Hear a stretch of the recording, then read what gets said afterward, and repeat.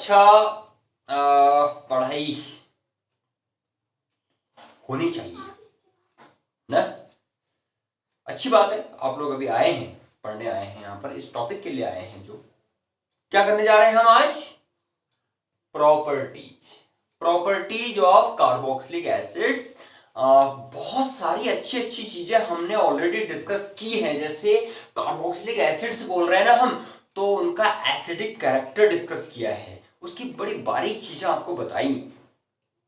Miss किया है तो दोबारा आप लोग उसको देख सकते हैं प्लेलिस्ट में जाके, carboxylic aldehydes, ketones and carboxylic acid के उसमें properties of carboxylic acids part 1 ऐसे करके वो है उधर, आप मिस मत करिए।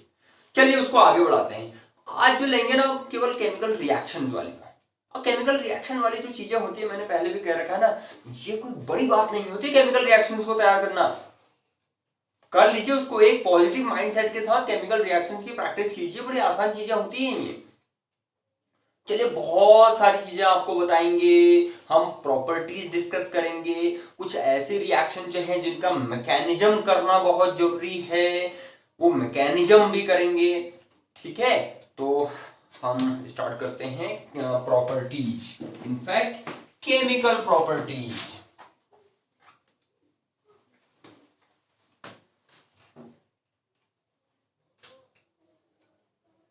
Chemical properties of carboxylic acids.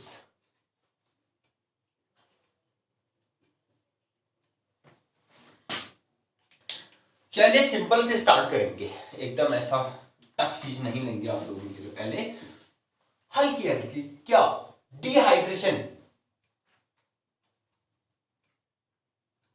Dehydration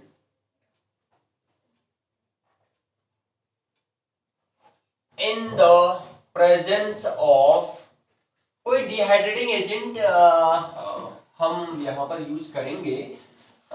जैसे यहां पर ले लिया, चलिए कॉन्सेंट्रेटेड एस्ट्रोसोपोर भी हो सकता है, नहीं तो मोस्ट सुटेबल क्या रहेगा यहां पर, P2O5 in the presence of P2O5। इसको करते हैं। हाँ, अब ये डिहाइड्रेशन मतलब रहेगा क्या, रिमूवल ऑफ वाटर। तो क्या समझना है, चलिए लिखते लिखते बताते हैं आपको कि ये आपका जैसे कार्बोक्सिलिक एसिड है RCOOH, और इसका एक और मॉलिक्यूल है OHCO एंड R। अब ये दोनों सेम, यूजुअली तो सेम ही रहेंगे, लेकिन डिफरेंट भी हो सकते हैं, वो वाली बात है। तो क्या रहता है, इसको हम हीट करते हैं in the presence of P2O5। तो इसमें से ये इस तरीके से आपने एक वाटर मॉलिक्यूल एलिमिनेट करवाना है, बड़ा बहुत ही सिंपल काम है। तो बाकी जो बचा उनको लिंक कर दो, RCO, एक ऑक्सीजन बचा हुआ है, उसके बाद ये CO फिर से, एंड ये R plus H2O, right. RCO twice O, बहुत बार हमने लिखा हुआ है इसको, तो क्या कहते हैं इसको, एनहाइड्राइड। ये एनहाइड्राइड कंपाउंड है, एसिड एनहाइड्राइड, पूरा नाम बोलोगे तो।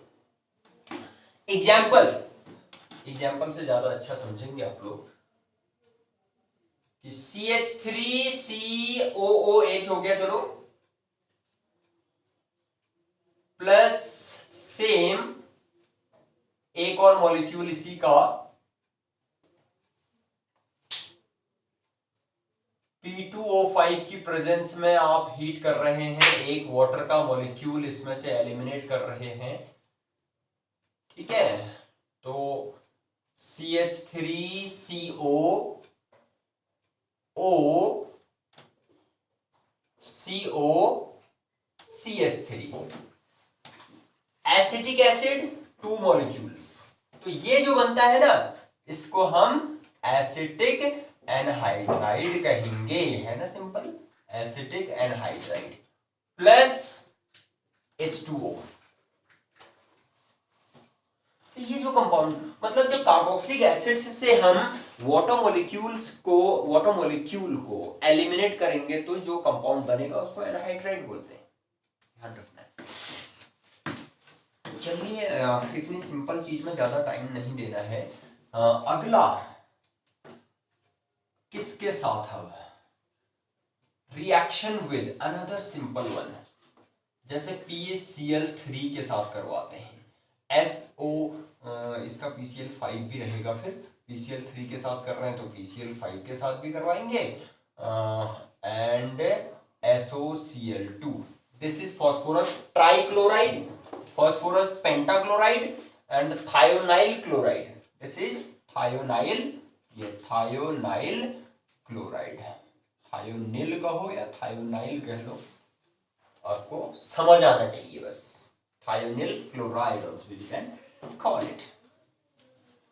तो इस तरीके से RCOOH है प्लस PCl3 के साथ रिएक्शन करवा रहे हैं हम, तो यहां पर COCl बनता है, मतलब एसिड क्लोराइड बनेगा। एसिड हैलाइड्स होते हैं ना, तो एसिड क्लोराइड प्लस इसमें बाय प्रोडक्ट रहता है H3PO3। This is orthophosphorous acid.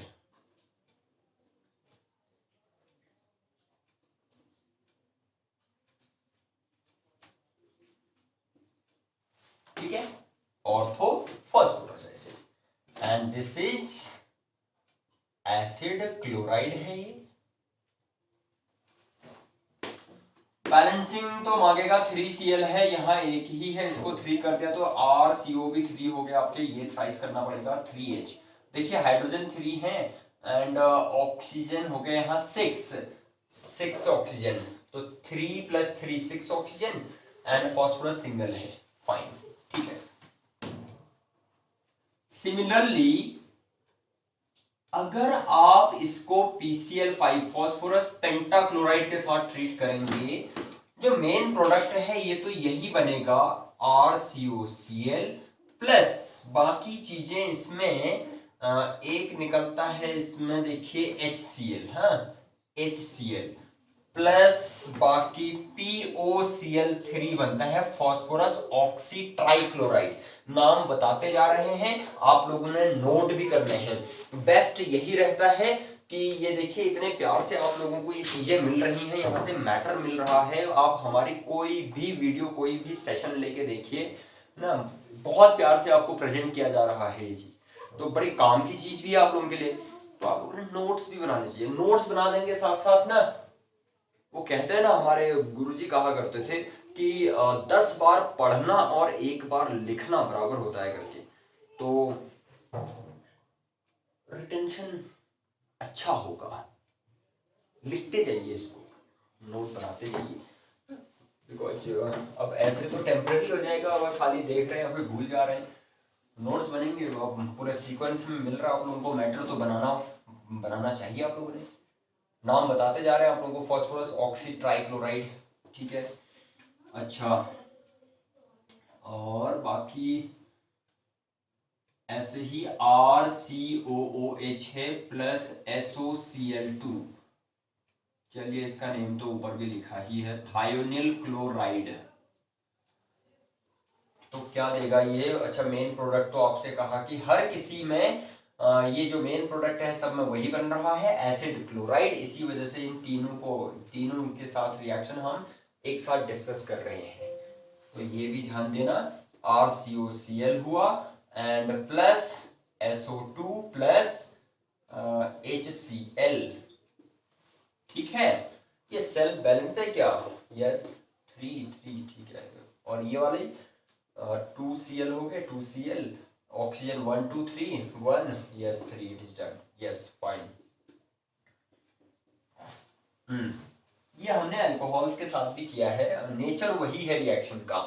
अगर यहाँ अल्कोहल होता है RCH2OH, तो when alcohols are treated with these respectively, तो हर किसी उसमें क्या होता है OH रिप्लेस होता है आपका बाय Cl। तो वही यहाँ पर भी तो हुआ है, OH की जगह Cl आया। तो एक जैसा नेचर है, ऐसे कनेक्शन बना के रखिए दिमाग में, आप लोग को बड़ा अच्छा लगेगा ये। इनके एग्जाम्पल, चलिए फटाफट एग्जाम्पल लेते हैं। CH3COOH प्लस PCl3, तो ये CH3COCl बनाया, बाकी ये सेम रहेगा 3 के केस में, H3PO3 बनेगा फिर। एंड इसका नेम क्या होगा, चलिए थ्राइस कर लेते हैं पहले balancing. Yes, this is acetyl chloride. 2 carbon वाला ऐसे ना, उसके लिए हम एसिड वर्ड का यूज करते हैं ना, तो तभी जैसे एसिटिक एसिड है, एसिटिक एनहाइड्राइड है, एसिटाइल क्लोराइड है, एसिटामाइड है, तो ये बड़े इंटरेस्टिंग चीजें हैं। आईयूपीएसी नेम तो कुछ और होगा, 1 2 एथेनॉइल नोइल क्लोराइड, एथेनॉइल क्लोराइड, ये एथेनॉइल क्लोराइड या यूपीएसी नेम, तो सब में सेम बनेगा फिर CH3COOH। लिखिए आप लोग भी, लिखने में बिल्कुल भी आप लोगों ने आलस नहीं करना है। CH3COCl plus well the byproducts here are HCl and POCl3, same product, also with SOCl2 we get same CH3COCl plus SO2 plus HCl, ये गैसेस तभी ये जो थायोनाइल क्लोराइड के साथ रिएक्शन होती है उसको बेस्ट माना जाता है, बिकॉज जो बाय प्रोडक्ट्स हैं उनका रिमूवल इजीएस्ट होता है, मोस्ट कन्वीनियंट। जहां पर क्या होता है ना, मेन प्रोडक्ट के साथ जो बाकी चीजें बन रही हैं, अगर वो चीजें इजीली सेपरेट हो जाती हैं तो वो मेथड अच्छी होती है हमारे लिए, वहां पर यील्ड अच्छा मिलेगा हमें, कमर्शियली उसका इंपॉर्टेंस बढ़ जाएगा, राइट। तो तभी थायोनाइल क्लोराइड वाली जो हम बोलते हैं डार्जेंस रिएक्शन, हमने अल्कोहल फिनॉल्स एंड ईथर्स का जो चैप्टर है उसमें हर एक चीज आपको बड़े अच्छे से बताइए। इवन इनके जो PCl3 ये चलिए इधर कर रहे हैं, तो PBr3 PI3 हम ठीक है उसमें डायरेक्ट क्यों नहीं लेते हैं, उसको लिखते क्यों नहीं है, उनको इन सितु क्या है, वो चीजें सब एक्सप्लेन किया हुआ है, आप उसकी प्लेलिस्ट में जाके देख सकते हैं, और आपकी जितनी भी ये प्रॉब्लम्स हैं इससे रिलेटेड वो आपकी दूर हो जाएंगी, ठीक है। अब क्या डिस्कस करते हैं फिर, चलिए एक बहुत जबरदस्त रिएक्शन, इसकी क्या, esterification of carboxylic acids. What happens that when a carboxylic acid, ये RCOOH is treated with, इसको हम एक अल्कोहल के साथ ट्रीट कर रहे हैं और वो भी किसी मिनरल एसिड की प्रेजेंस में, HCl H2SO4 है ना, ये मोस्ट सूटेबल होते हैं इस टाइप के रिएक्शंस में। तो इस एसिड की प्रेजेंस में क्या होता है, यहां पर R COO R डैश, ये एक एस्टर बनता है, एस्टर प्लस H2O।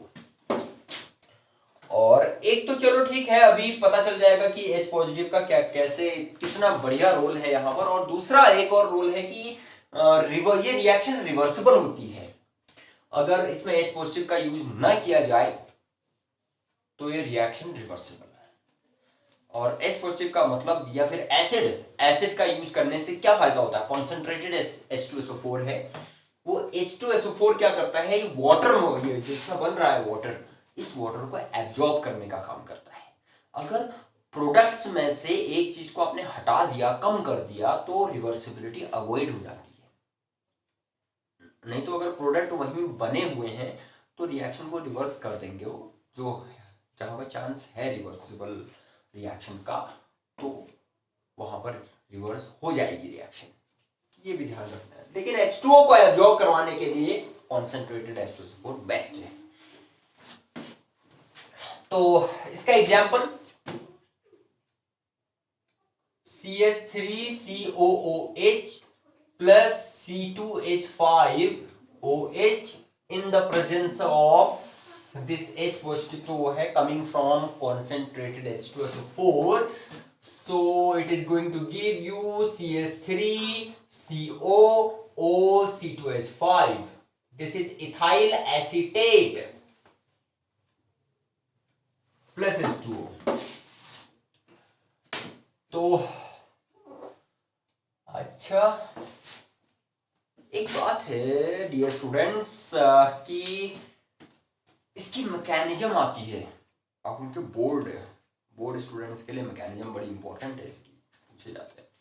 और एस्टरिफिकेशन का मैकेनिज्म हमने एक अलग से इसका बहुत ही ब्रॉड वे में डिटेल्ड पहले एस्टरिफिकेशन का कितना स्कोप है वो सब कुछ बता के कि भाई ये जरूरी नहीं है ना कि केवल अल्कोहल के साथ ही होता है, ये अल्कोहल्स के साथ होता है, फिनॉल के साथ होता है, और क्या कहते हैं यहाँ कार्बोक्सिलिक एसिड ही नहीं है, ये एनहाइड्राइड्स के साथ होता है, एसिड हैलाइड्स के साथ होता है, और उससे फिर एस्पिरिन कैसे बनता है, इसका एक हमने अपने आप में एक सेपरेट सेशन आपको दिया हुआ है अल्कोहल्स, फिनॉल्स एंड ईथर्स वाले चैप्टर में।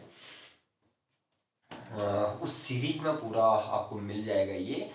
लेकिन जैसे मैंने कहा कि देखिए, पढ़ने और पढ़ाने दोनों में आलस्य नहीं होना चाहिए। There should be no scope of insolence, that is laziness while studying. तो कर लेते हैं इसको, राइट। एस्टरिफिकेशन को, इसकी मैकेनिज्म लिखी जाए फटाफट, क्या टाइम लग रहा है, और आप लोग प्रैक्टिस कीजिए। लेकिन इसकी मैकेनिज्म कैसे होगी, स्टेप नंबर 1, चलिए 1 2 3 में लिख लेते हैं। स्टेप नंबर 1, सबसे पहले यहां पर यस, कार्बोक्सिलिक एसिड पर H पॉजिटिव का अटैक होता है। तो जहां पर H पॉजिटिव का अटैक मतलब H ना, H पॉजिटिव का एडिशन, और H पॉजिटिव को हम कहते हैं प्रोटॉन। तो मैं यहां पर कह सकता हूं कि प्रोटोनेशन ऑफ कार्बोक्सिलिक एसिड।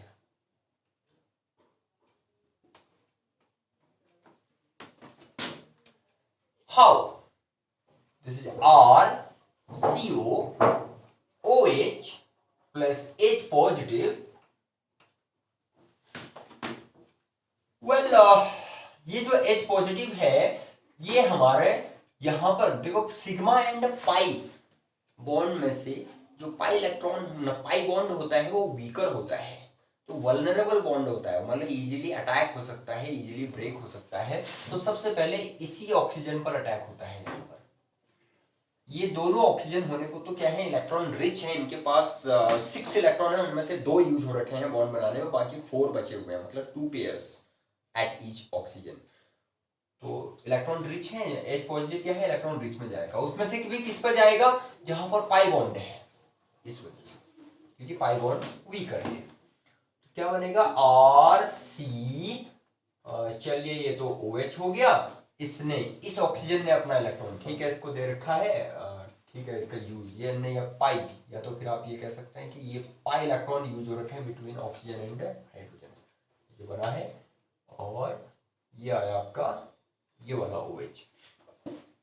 तो लॉस किसको हुआ, इस कार्बन को हुआ, तो प्लस चार्ज जाएगा कार्बन के पास, ऐसे। This is called protonated acid या कार्बोक्सिलिक एसिड। क्या कहते हैं इसको, प्रोटोनेटेड कार्बोक्सिलिक एसिड।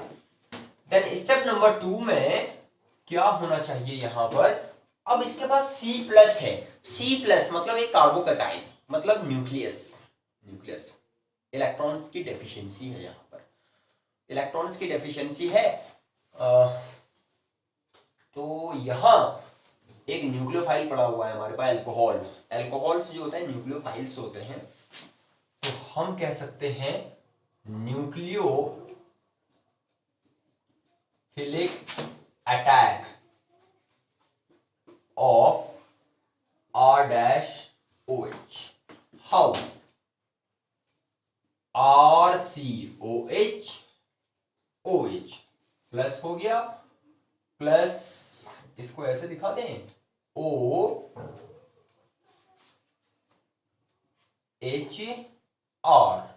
डैश। देखिए इस ऑक्सीजन के पास 2 पेयर्स हैं इलेक्ट्रॉन के, तो ये इसके थ्रू यहां ऑक्सीजन के थ्रू कार्बन पर अटैक होगा। तो ये इंटरमीडिएट्स होते हैं, ये इंटरमीडिएट है, रिएक्शन इंटरमीडिएट्स कहते हैं। जब ये बनते हैं तो इसकी वजह से रिएक्शन गेट्स फास्टर।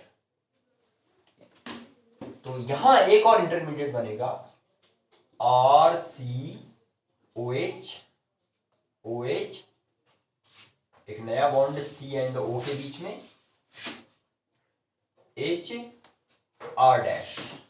देखिए एक पेयर यूज हो गया है, एक ही पेयर बचा, जो इलेक्ट्रॉन देता है उस पर प्लस चार्ज आता है, ये आया। अब उसके बाद अब क्या सोच के हम आगे बढ़े, ये भी सीखना है।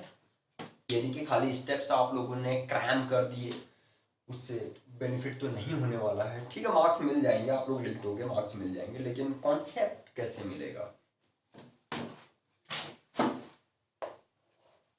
H2O आपने रिमूव करवाना है, जो भी बने इंटरमीडिएट उसमें से H2O एलिमिनेट करना है, और एक कैटलिस्ट जो आया था H पॉजिटिव उसको एलिमिनेट करना है। तो उस तरीके से हम इनको अरेंज करने जा रहे हैं। अब इस हाइड्रोजन को यहां लेके आओगे तो OH2 बनेगा, उसके बाद H2O, उसको आप रिमूव करवा सकते हो। फाइन। तो first I should write transfer of hydrogen ion.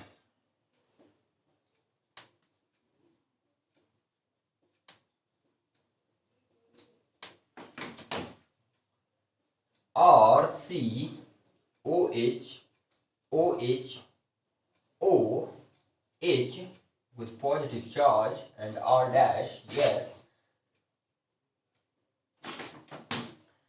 here hydrogen, it goes to this oxygen। ठीक है, ये जो फिर बॉन्ड के इलेक्ट्रॉन है ये ऑक्सीजन के पास वापस यहाँ पर 2 पेयर इसके पास रिटेन हो जाएंगे। ठीक है, रिकवर कर लिया उसने। RC, ये आएगा आपके OH2 बनाए। अब देखिए जो 2 प्रॉपर बॉन्ड बने ऑक्सीजन के, उनसे तो इसकी बाईवैलेंसी पूरी हो जा रही है ऑक्सीजन की, लेकिन अब यहाँ पर 1 2 यहाँ है, इसका मतलब 3 3 दिखाई दे रहे हैं बॉन्ड, तो ऑक्सीजन ने दे रखा है इलेक्ट्रॉन, तो ऑक्सीजन पर प्लस चार्ज आएगा। एक पेयर बचा फिर से, फिर भी इसके पास अभी पेयर तो दिखाए नहीं है, यहाँ नहीं दिखाए तो यहाँ भी नहीं दिखाना, कोई बात नहीं। OR dash and here 2 pairs back, नीचे वाला OH इधर, ऐसे, ये ध्यान दे रहा हूं। अब आसान हो गया ना, यहाँ पर पिक्चर क्लियर होने लगी है। ये H2O इसको रिमूव कर देंगे और यहाँ से एक हाइड्रोजन निकाल देंगे तो एस्टर बन जाएगा। ठीक है, खूब प्रैक्टिस कीजिए आप लोग इसकी। तो I should write here elimination या रिमूवल, जो लिखो आप लोग, elimination of H2O and H positive or COH2 OHO R dash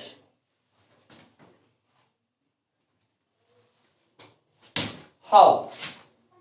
देखिए जब H2O होगा तो H2O में ऑक्सीजन के पास 2 पेयर्स ऑफ इलेक्ट्रॉन हैं, तो ये विद बॉन्ड जाएगा। देखिए पूरे बॉन्ड को साफ करके ले जाएगा, ये पूरा चट करके ले जा रहा है। ये दोनों इलेक्ट्रॉन जो है ऑक्सीजन के पास जाएंगे, तभी मैं इसको हाफ से भी नीचे ले रहा हूं कर्व। यहां पर जो हाइड्रोजन जाएगा it will go without electron, तो बॉन्ड के किनारे से लिया मैंने तब इसको ऐसे। तो इनका भी करेक्टली यूज हो तो अच्छा रहेगा। और ये बॉन्ड के इलेक्ट्रॉन यहां आ जाएंगे इन दोनों के बीच में, तभी तो C डबल बॉन्ड O बनेगा, C double bond O। Yes yes, ठीक। तो R, अब नीचे को बना रखा है, नीचे को ही बना लो, नहीं तो बहुत बच्चे कंफ्यूज भी हो जाते हैं। COOR डैश, ठीक है, plus H2O plus H positive. तो इस तरीके से एस्टर फॉर्म होता है RCOOR डैश। तो ये रहा एस्टरिफिकेशन और ये इसकी मैकेनिज्म जो कि बहुत ही ज्यादा इंपॉर्टेंट है, और ये जो है नॉट टू बी मिस्ड है, ये तो है ही, तैयार तो करना ही है, बिल्कुल भी इसको छोड़ नहीं सकते हैं। और ये कुछ हल्की फुल्की रिएक्शन भी है इधर, ये भी साथ में तैयार हो जाए तो ज़्यादा एनर्जी लगनी है नहीं इनमें, तो अच्छा रहेगा। कन्वर्जन्स में तो काम आते ही हैं ये, inter conversion of organic compounds which is really substantial for board students as well as for competitive examinations. तो आप लोग चाहे पीएमटी की कर रहे हैं, चाहे आपका, ठीक है, इधर जेई इनकी तैयारी कर रहे हैं, आईआईटी की मेंस एडवांस, तो वहाँ आपका काम आते ही है। पैराग्राफ टाइप के क्वेश्चंस होते हैं, कुछ सिचुएशनल क्वेश्चंस उनके लिए, ठीक है। तो क्या करना है आप लोगों ने, खूब प्रैक्टिस करनी है। एक चीज और, अगर ये चैनल सब्सक्राइब नहीं है तो इसको तुरंत सब्सक्राइब कर लीजिए और उसके बाद फुल बेनिफिट लेते रहिए। फिर thank you very much for watching.